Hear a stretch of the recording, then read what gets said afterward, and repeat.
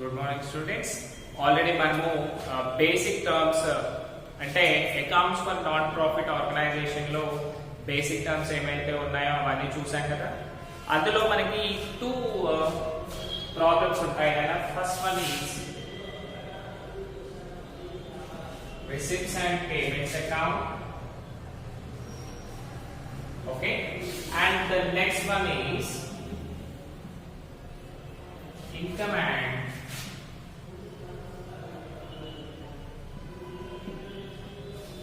expenditure account. So ఇవి రెండు కూడా మనకి ప్రాబ్లమ్స్ కదా. సో ఈ రెండిట్లో ఏది ఇవ్వాలి వస్తుంది మనకి. So mainly what is the difference between these two things? So ఈ receipts and payments account అనేది రియల్ అకౌంట్ ఇన్ నేచర్. ఓకేనా? రియల్ అకౌంట్ అంటే ఏమేమి ఉంటాయి అన్న దాంట్లో క్యాష్ అండ్ అసెట్స్, అంతే కదా. సో మేజర్లీ మనం ఇక్కడ ఏం చేస్తాము అంటే all the matters relating to cash transactions మనము ఈ రిసిప్ట్స్ అండ్ పేమెంట్స్ అకౌంట్ లో డిస్కస్ చేస్తాం. Okay, right. సో ఇంకొకటి రిసిప్ట్స్ అండ్ పేమెంట్స్ అకౌంట్ లో కూడా ఇర్రెస్పెక్టివ్ ఆఫ్ ద పీరియడ్, అంటే ఈ year, last year, next year అవన్నీ మనకు సంబంధం లేదు.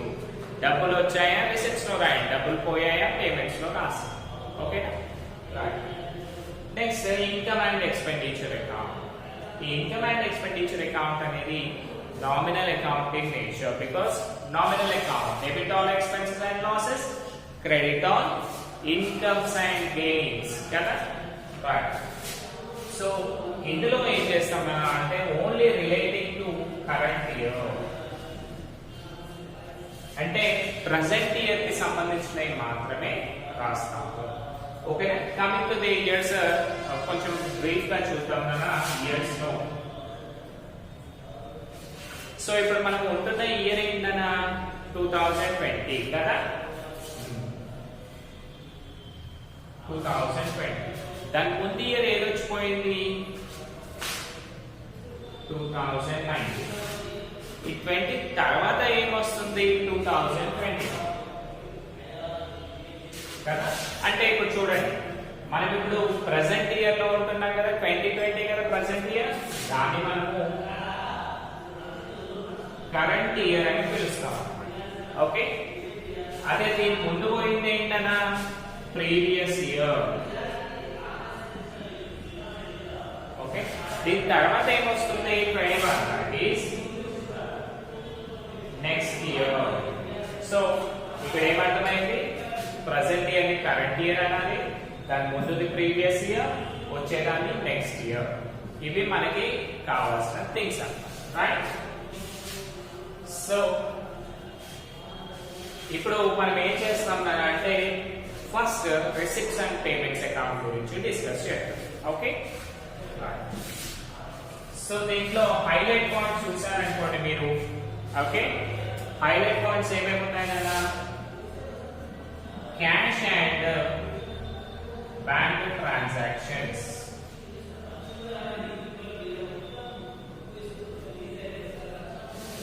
ఫస్ట్ వన్ వచ్చేసి cash and bank transactions record చేస్తాము. Second it is real account in nature. Okay, real account in nature. Next records, okay, records all the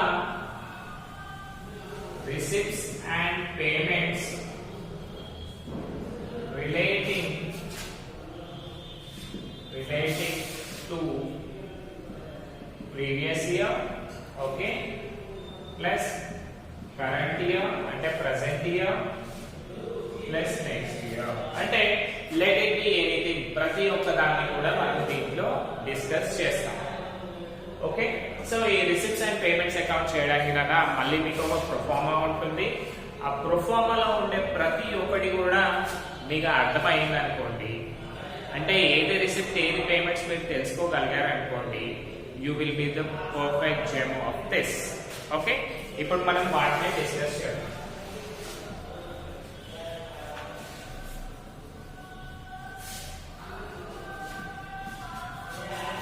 so first one will be రాసేయండి. First ఏం రాస్తారు? Proforma of receipts and payments account. Okay, రాసేయండి కదా. Okay,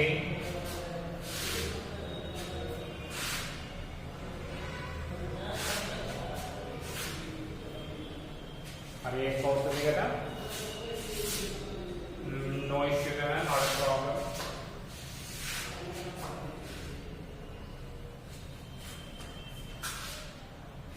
So here amount,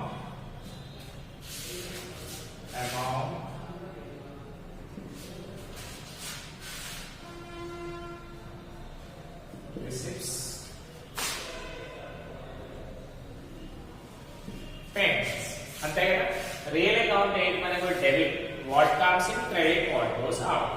so what comes in అంటే ఏంటి? Receipt. What goes out అంటే payment, that is credit. So దీనికి మళ్ళీ టైటిల్ ఉండాలి కదా. టైటిల్ అంటే మనం హెడ్డింగ్ ఏం పెట్టాలి? మనము trading and profit and loss account లో ఇవాళ చేసాం కదా ప్రీవియస్ ఇయర్, అలాగే అన్నమాట. సో ఫస్ట్ వన్ చూడండి, receipts and payments account.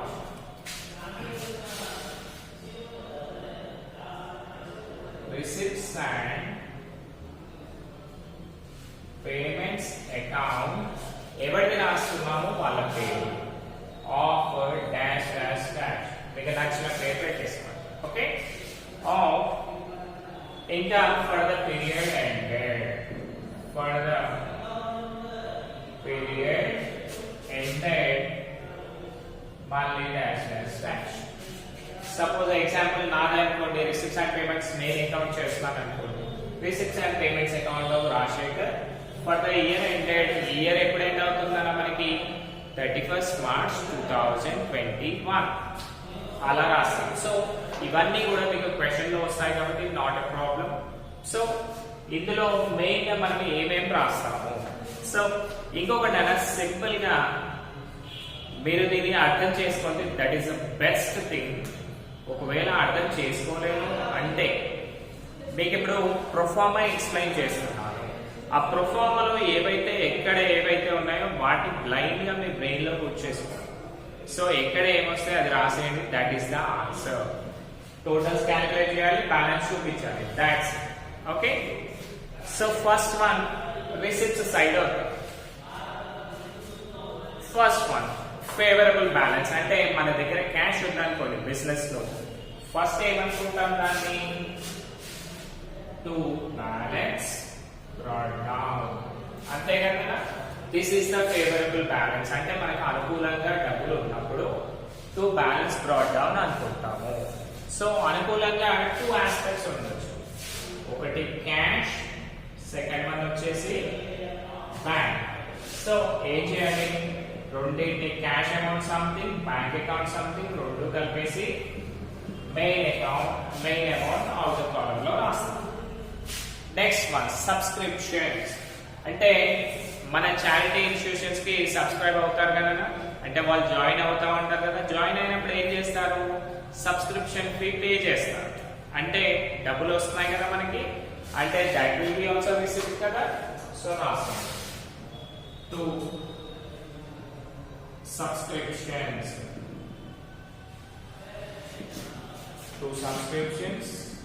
And next one చూడండి ఎంట్రన్స్ ఫీ. మన దాంట్లో మనం ఏదైనా ప్రోగ్రామ్స్ అవన్నీ చేస్తాం అనుకోండి, జాయిన్ అయ్యేటప్పుడు ఎంట్రన్స్ ఫీ పే చేస్తారు కదా. So entrance fee also receipt. ఎంత ఉంది? ఏమీ లేదు కదా, 2. Entrance fee fitness. Next general donations. General donations అంటే ఏంటి? నార్మల్ గా డొనేట్ చేస్తారు, చందాలు ఇస్తారు కదా, మీరు ఏమైనా చేసుకోండి మీ ట్రస్ట్ గురించి అని డబ్బులు ఇచ్చిపోతా ఉంటారు కదా. సో అవి కూడా కంపెనీకి రిసిప్ట్సే కదా, ఆర్గనైజేషన్ కి. సో రాసి to general donations. Okay, to general donations same మళ్ళీ నెక్స్ట్ మన ఏముంది సేల్ ఆఫ్ ఫర్నిచర్. మనము మన ఆర్గనైజేషన్ లో ఉన్న ఫర్నిచర్ ని సేల్ చేసామనుకోండి అది కూడా రిసిప్టే కదా. సో రాసేయండి to sale of furniture. Next అన్నిటికీ ట్రిప్లెక్స్ వస్తుందా మీకు? ఇవన్నీ కూడా ఎక్కడ ఉంటాయి మళ్ళీ చాట్ మొత్తం మీకు చెప్తాను. ఐ మీన్ మీకు ఫోటో పెడతాను, దాన్ని నీట్ గా రాసుకుంటే చాలు. నెక్స్ట్ వన్ చూడండి లైఫ్ మెంబర్షిప్ ఫీ.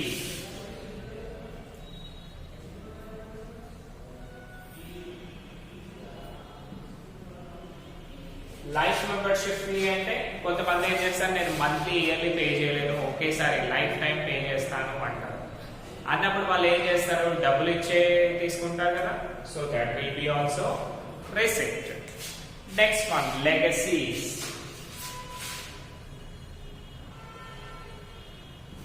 లెగసీస్ అంటే ఏంటన్నా, ఎవరైతే యాజ్ పర్ దిస్ బిల్, నేను వెళ్ళిపోయాక నా వీల్నామా ప్రకారం ఈ ట్రస్ట్ కి నా డబ్బులన్నీ చెందాలి, నా ఆస్తులన్నీ వాళ్ళకి చెందాలి అని అంటారు కదా, దాన్ని మనము లెగసీ అంటాం అన్నమాట. సో లెగసీస్ ఇచ్చినా కానీ వీళ్ళకి రిసిప్ట్స్ కదా ఆర్గనైజేషన్ కి, రైట్. Next rent received. మనము రెంట్ తీసుకున్నాం అనుకోండి, సో మీరు దాంట్లో చూసి రాసేయండి అన్న. I will be explaining all these things. Rent received, మనము రెంట్ తీసుకున్నాం అనుకోండి అది రిసిప్టే కదా మనకి, రైట్. నెక్స్ట్ డివిడెండ్స్, అంటే మన కంపెనీ పైన అంటే మన ఆర్గనైజేషన్ పైన ఏదైనా షేర్స్ అండ్ డిబెంచర్స్ ఉన్నాయనుకోండి, దాని నుంచి మనకి ఇన్కమ్ అనేది జనరేట్ అవుతుంది కదా, సో వాటిని మనము డివిడెండ్స్ అంటాం. సో డివిడెండ్స్ తీసుకున్నప్పుడు కూడా అది మనకి ఇన్కమే అవుతుంది. Next lockers rent. Lockers rent అంటే ఏంటి, మనము టోర్నమెంట్ పెట్టామనుకోండి, క్రికెట్ టోర్నమెంట్ అలా పెట్టాం. సపోజ్ మీరు అమ్యూజ్మెంట్ పార్క్ పోయారు, ఎక్కడ పోయారు, వండర్లాకి పోయారు అనుకో, బిఫోర్ కరోనా, ఇప్పుడు పోలేదు ఎట్లాగో, ఓకే. సో లాకర్స్ రెంట్ ఏమవుతుంది మనకి, వాళ్ళు మన దగ్గర లాకర్స్ తీసుకుంటారు, లాకర్స్ తీసుకొని అందులో రెంట్ పే చేస్తారు కదా, దానికి డైలీ 150 200 అలా ఉంటుంది కదా, ఆ అమౌంట్ పే చేసినా మనకి ఇన్కమే కదా, right. Next dividends. Okay, dividends అయిపోయింది. Next sale of old newspapers. అంటే మన పాత పేపర్లు ఉంటాయి కదా, అవి అమ్మినా కానీ మనకి రిసిప్టే కదా, అంటే ఇన్కమ్ వస్తుంది కదా, right. Next grants from government. So మళ్ళీ అప్పుడప్పుడు గవర్నమెంట్ వాళ్ళు ఏం చేస్తారు, వాళ్ళ షేర్ లో వచ్చి కొంచెం షేర్ మనకి ఇస్తా ఉంటారు. ఎప్పుడైనా ప్రాఫిట్స్ వచ్చాయనుకోండి, మేము ఈ ఆర్గనైజేషన్ కి డొనేట్ చేయాలి అనుకుంటున్నాము, సో అండ్ సో ఆర్గనైజేషన్ కి ఇవ్వాలి అనుకుంటున్నాము అని ఇస్తారు కదా, దాన్ని కూడా మనము రిసిప్ట్ గానే చూడాలి, ఎందుకంటే ఆర్గనైజేషన్ కి అదంతా కూడా income. Next sale of entertainment tickets. ఇంతకు ముందే అనుకున్నాం, ఏమనుకున్నాము చెప్పండి, రైట్. సో క్రికెట్ టోర్నమెంట్స్ ఇలా పెట్టామనుకోండి, అప్పుడు ఏం చేస్తాం, అందరూ వచ్చి మేము చూడాలి అనుకుంటున్నాము అని అంటారు కదా, అప్పుడు మనం ఏం చేస్తాము, టికెట్స్ సేల్ చేస్తాం, దాన్ని పే చేస్తాం, ఆ అమౌంట్ ని కూడా రిసిప్ట్ గా చూడాలి. Next sundry receipts. Sundry receipts అంటే సెవరల్ రిసిప్ట్స్ అని అర్థం అన్నమాట. చాలా రిసిప్ట్స్ అంటే చిల్లర ఇన్కమ్స్ అన్ని వస్తాయి కదా, వాటన్నిటిని కూడా రాయాలి. Next donations for construction of building. So donations ఇక్కడ చూసుకుంటే జనరల్ డొనేషన్ చూసాం, ఈ స్పెసిఫిక్ గా అంటే కన్స్ట్రక్షన్ ఆఫ్ బిల్డింగ్ కే ఇచ్చాడు కాబట్టి దీన్ని మనం ఏమనాలి, స్పెసిఫిక్ డొనేషన్ అనాలి. సో దీన్ని కూడా మనం ఏం చేయాలన్నా రిసిప్ట్ గా రాసుకోవాలి. అంటే మనకి ఆశ్రమంలో బిల్డింగ్స్ తక్కువ ఉన్నాయనుకోండి, ఎవరైనా ఆ ఏరియాలో నేను బిల్డింగ్ కట్టిస్తాను, మీరు కట్టుకొని డబ్బులు ఇచ్చారనుకోండి, దాన్ని మనము donations for construction of building అని రాస్తాం. ఇక్కడ వరకే అయిపోయిందనా. Next coming to the payment side. So ఇక్కడ చూడండి, టు బ్యాలెన్స్ డ్రాట్ డౌన్ అంటే మనకి క్యాష్ ఉంది కాబట్టి ఇలా రాస్తాం. మనకి ఫేవరబుల్ అంటే మన దగ్గర డబ్బులు ఉంటేనేమో టు బ్యాలెన్స్ డ్రాట్ డౌన్ అంటాం. ఒకవేళ డబ్బులు లేవు, ఎక్సెస్ ఆఫ్ అయ్యాయి అనుకోండి, అప్పుడు ఏం చేస్తాం మనం, దాన్ని బై బ్యాలెన్స్ డ్రాట్ డౌన్ అని రాసుకుంటాం. ఈ బ్యాలెన్స్ డ్రాట్ డౌన్ లో క్యాష్ ఎక్సెస్ గా తీసుకోవడం కుదురుతుందా, కుదరదు. కానీ అదే బ్యాంక్ లోంచి తీసుకోవచ్చు కదా, right. Bank with bullets. Bracket లో రాయండి ఓవర్ డ్రాఫ్ట్. ఓకే, మనకి అన్ఫేవరబుల్ బ్యాలెన్స్ అనేది ఓన్లీ బ్యాంక్ నుంచి మాత్రమే చూడగలుగుతాం, బట్ క్యాష్ లో చూడలేము. క్యాష్ మీ దగ్గర లేదు, క్యాష్ చేయగలుగుతామా? చేయలేము. అదే బ్యాంక్ అనుకోండి, బ్యాంక్ లో ఎక్సెస్ ఆఫ్ అమౌంట్స్ ఫైల్ చేయొచ్చు, తర్వాత పే చేస్తా అని కూడా చెప్పొచ్చు కదా. దాట్స్ నెక్స్ట్ పేమెంట్స్ ఏమేమి ఉంటాయి మనకి?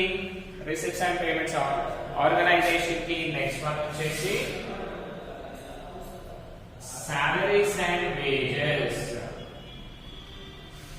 మన దాంట్లో లేబర్స్ ఉంటారు కదా, లేబర్స్ కి వేజెస్ పే చేయాలి, ఎంప్లాయీస్ కి వచ్చేసి సాలరీస్ పే చేయాలి. నెక్స్ట్ రెంట్ పేడ్. ఈ ఆశ్రమం వాళ్ళు సపోజ్ ఏం చేశారు, ఏదైనా ఒక ఇల్లు తీసుకొని రెంట్ కి ఉంటున్నారు అనుకోండి ఆర్గనైజేషన్ వాళ్ళు, అప్పుడు మనం రెంట్ పే చేయాలి కదా. So that will be also payment for us.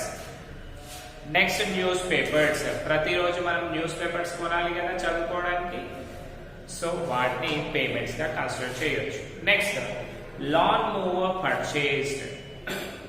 Lawn mower అంటేనా, లాన్ అంటే తెలుసు కదా. సో అందులో మెషిన్స్ అక్కడ ఇక్కడ తిరగడానికి పర్చేస్ చేస్తాం కదా, వాటిని లాన్ మూవర్స్ అంటారు. అవి కొన్నాం అనుకోండి ఏమవుతుంది, మనకి డబ్బులు ఖర్చు అయిపోతాయి కదా. So that is an payment. Next sports day expenses. So మనము ఇక్కడ ఏం చేసాము, ఎంటర్టైన్మెంట్ టికెట్స్ అవన్నీ అమ్మాలి. సో ఒక ఈవెంట్ ని ఆర్గనైజ్ చేయాలి అంటే మళ్ళీ మనకి డబ్బులు ఖర్చు అవుతాయి కదా. So that is sports day expenses. Next purchase of investments. Investments అంటే షేర్స్, డిబెంచర్స్ కావచ్చు, ల్యాండ్ అండ్ బిల్డింగ్స్ కావచ్చు, ఎనీథింగ్ ఎల్స్. అవి మనం కొన్నాం అనుకోండి, అది ఎక్స్పెన్సెస్ కదా మనకి, అంటే దాన్ని పేమెంట్స్ గా కన్సిడర్ చేయాలి. Okay, next one honorarium. Honorarium అంటే ఓకే, దానికి ముందు మనకి ఎంటర్టైన్మెంట్ ఎక్స్పెన్సెస్ ఉంది. సో ఎంటర్టైన్మెంట్ చేయడానికి కూడా మనకి ఖర్చులు అవుతాయి కదా. వాళ్ళు స్పోర్ట్స్ పీపుల్ కి అందరికి వాటర్ కానీ ఫుడ్ కానీ అన్ని చూసుకోవాలి. నెక్స్ట్ వాళ్ళ డ్రెస్సెస్ ఎవ్రీథింగ్ చూసుకోవాలి కదా అవన్నీ. Next honorarium. హానరోరియం అంటే ఏంటన్నా, who is a non employee of our organisation. వాళ్ళకి మనం సన్మానం అవన్నీ చేసామనుకోండి, అప్పుడు డబ్బులు ఖర్చు అవుతాయి కదా, దాన్ని మనము హానరోరియం అంటాం. ఆల్రెడీ మనం ప్రీవియస్ క్లాస్ లో వీడియో చూసాము, ప్లస్ వాటిని రాసుకున్నాం కదా బుక్ లో, ఒకసారి చూడండి. ఓకేనా. Payment made for the non employee.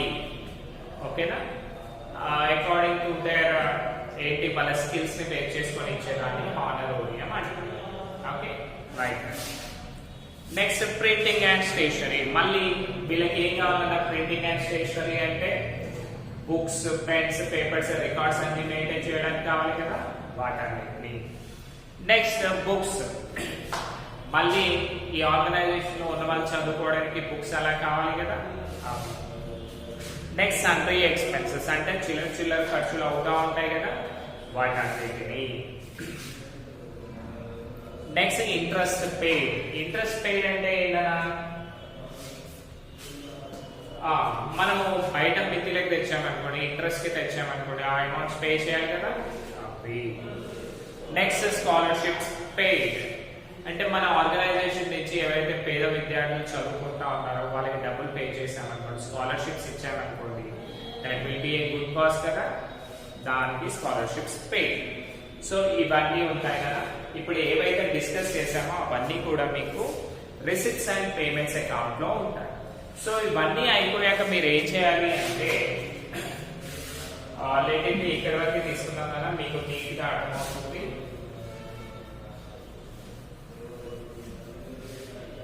So అన్ని రాసేసారు. ఓకేనా, అన్ని రాసాక ఏం చేయాలన్నా అంటే, just like ledgers, you are very familiar with ledgers కదా, అలాగే వన్ లైన్ విడిచిపెట్టి ఈక్వల్ లైన్స్ డ్రా చేయండి.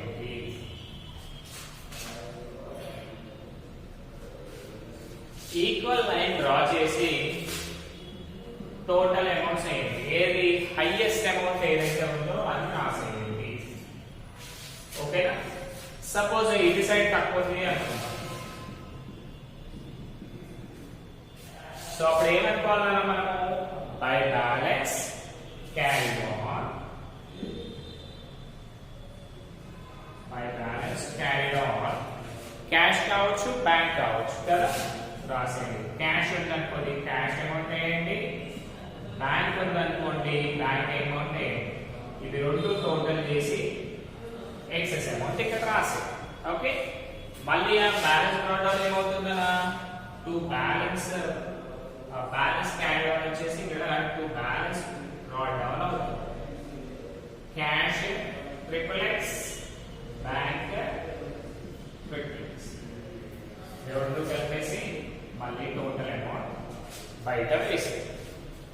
అలాగే ఇప్పుడు చూడండి, ఒకవేళ ఏది సైడ్ తక్కువ ఉందనుకోండి దీన్ని మనము to balance brought down bank అనుకుంటాము, ఎందుకంటే ఓవర్ డ్రాఫ్ట్ అమౌంట్స్ మాత్రమే ఇక్కడ వస్తాయి. బ్రాకెట్ లో ఓవర్ డ్రాఫ్ట్ XXX, మళ్ళీ ఏం చేయాలి దీన్ని, sorry to balance carry on. Next ఇదే ఏమవుతుంది బై బ్యాలెన్స్ బ్రాట్ డౌన్ అవుతుంది. By balance brought down bracket లో ఓవర్ డ్రాఫ్ట్ XXX. పిల్లలు you might have confusion, little bit confusion అనేది కామన్ అన్న ప్రతి ఒక్కరికి. సో ఈరోజు ఇవన్నీ డిస్కస్ చేశాం కదా, మీకు ఈ ఫోటో పెడతాను, ఆ ఫోటోని ఎగ్జాక్ట్ గా ప్రింట్ తీసేయండి మీ బుక్లలో. సో నెక్స్ట్ డే నుంచి అంటే from next class onwards we are going to deal with the main problems. మీరు ఎప్పుడైతే మెయిన్ ప్రాబ్లమ్స్ చేస్తున్నారో అప్పుడు మీకు ఉన్న డౌట్స్ అన్ని కూడా క్లియర్ అవుతాయి. ఓకేనా, don't be panic, be happy. Thank you.